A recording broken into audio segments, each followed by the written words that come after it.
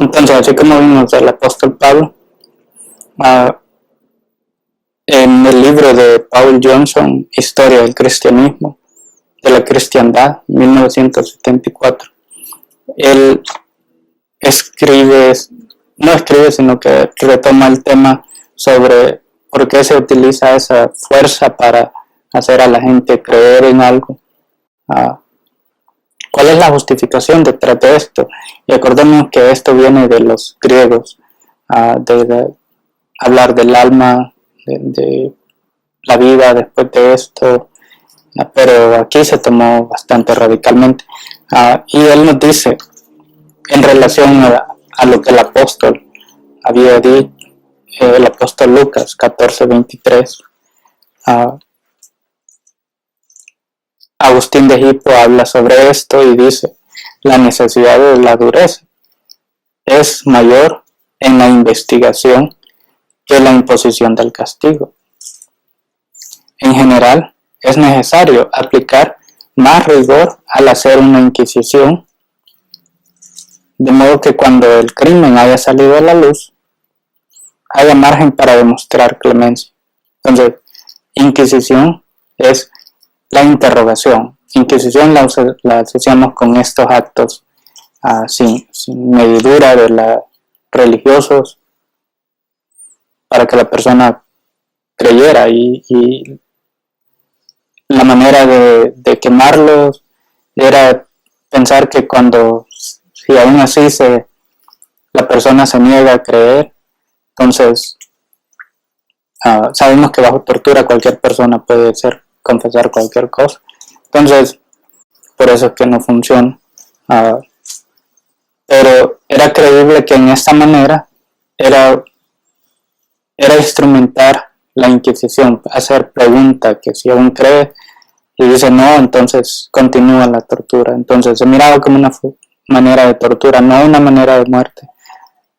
Claro, a veces uno cuando lee estas cosas en la historia las vuelve a leer para pensar, bueno, si en verdad eran así. Sí, eran así.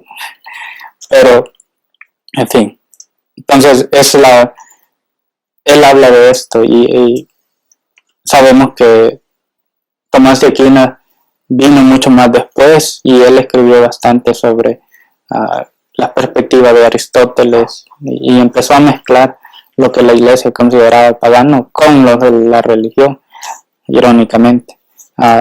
Pero también habló sobre lo que habían escrito otros escritores como Agustín de Hippo. Y siempre hablaban sobre esto, buscando la explicación por qué Jesucristo había dicho que forzaran a las personas adentro de la casa, porque la mayoría de personas que estaban ocupadas tenían negocios, tenían vacas y hacían excusas para irse.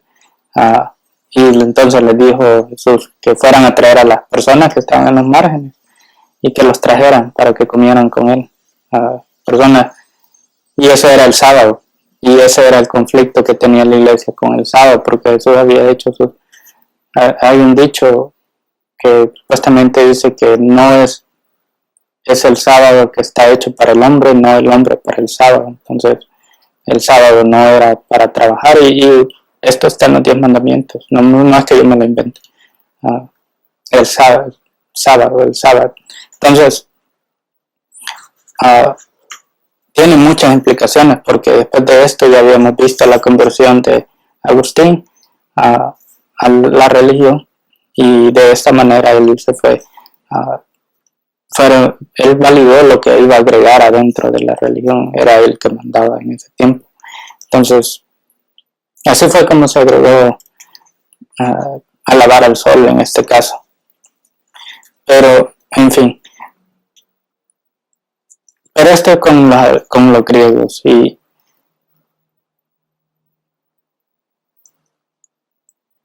está el tema de Platón, que hay un libro que se llama el Timateos. Él habla sobre el fuego y por qué es tan especial el fuego, y él da una explicación que es más o menos correcta. Pero acordemos que estos escritores ocuparon bastante del pensamiento griego, de la literatura griega, de las especulaciones que ellos hacían. Y el fuego, él decide que por qué quema el fuego. Y, y sale con una explicación diciendo que el triángulo es, es igual en todos lados cuando se explica el fuego. Entonces, se siente dolor cuando se quema la persona porque son los triángulos queriendo penetrar el cuerpo. Entonces, esto también significa que la utilización del fuego era una forma de pensar sobre inteligentemente, entender algo inteligentemente. Y esto fue utilizado en explicación de cómo, para entender los triángulos tenías que ocupar matemática, y hemos visto la geometría y cómo calcular un lado que falta. Y esta parte que falta, que no miramos, este margen, por ejemplo, podemos tener un triángulo, simplemente un triángulo, pero para entender el triángulo tenías que ocupar matemáticas, todo eso ya no era algo que lo ocupabas físicamente, sino que mentalmente. Y lo que hacían es que de esta manera tu alma se iba a conectar con el espíritu intelectual, se iba a conectar por medio de utilizando el fuego para quemarte, para que tu alma comuniera con el espíritu más grande que es Dios. Y Dios te iba a perdonar, pero en la tierra no había perdón por herejía o creer algo fuera de lo que se decía. Entonces, bien extraño, bien interesante, en cierta manera, para pensar sobre la justificación de utilizar fuerza en ese caso. Y así es como se borró mucho pensamiento, se impuso otro pensamiento a la fuerza y inteligentemente. Entonces aquí vemos el efecto. La inteligencia no es un indicador de que una persona no va a ocupar violencia, al contrario. Aquí está el ejemplo más claro. Pero ¿qué pasó? En Alemania habían escritores que, ya hablamos de Pícoro, que creían en los átomos, unas rueditas muy pequeñas que no se miraban. Entonces, hubo la reformación de la iglesia y con esto había otro pensamiento que también se le llama el pensamiento de ya observando el fenómeno natural, a diferencia de lo mental. Y muchos escritores aún así mantenían ese pensamiento de que, ¿cómo puedes explicar esto? O sea, hay algo que no tiene sentido. Y esto hizo a algunos escritores alemanes, como Gottfried Wilhelm Leibniz, del año 1646 al 716. Fue la misma época de Albert Newton, de Isaac Newton, por lo que Newton era 2 años menor que él, creo. Me pueden corregir en esto si quieren, pero ellos se dieron cuenta que habían cosas que no encajaban, simplemente no tenía el pensamiento cuadrado, como yo le digo, simplemente no cuadra con la realidad, con lo que es. Para explicar las cosas, ¿por qué, por ejemplo, el vacío? ¿Por qué el vacío? Decían que se creía que no había nada en el vacío. Pero él decía, sí hay algo en el vacío, simplemente porque vemos un vaso, solo no quiere decir que no hay nada, hay cosas adentro. Entonces, esta era una herejía. Acordémonos que no podías pensar de otra manera. Era así o estás perdido. Entonces, él dice, admitir que el vacío en la naturaleza es atribuirle a Dios una obra muy imperfecta.